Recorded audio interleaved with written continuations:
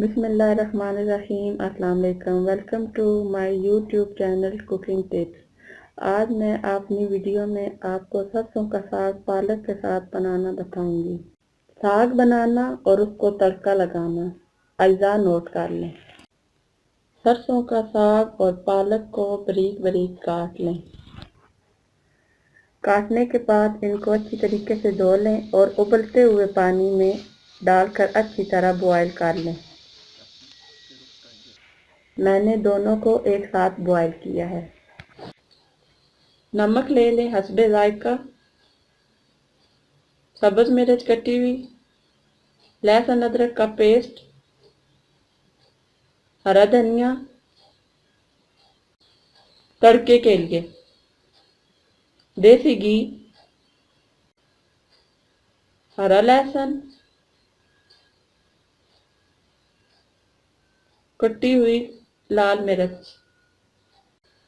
सबसे पहले ऑयल शामिल कर लें।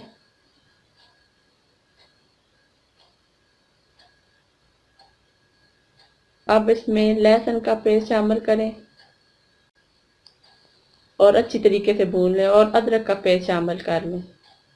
इनको भी अच्छी तरीके से भून के सब्ज मिर्च शामिल कर लें और साग डाल दें जो मैंने बॉयल करके रखा हुआ था और ऊपर से सब्ज धनिया डाल दें। साग डालकर थोड़ी देर भून लें। साग तैयार है।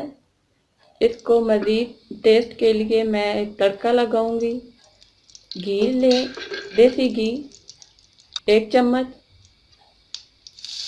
इसमें हरा लहसुन वो शामिल कर लें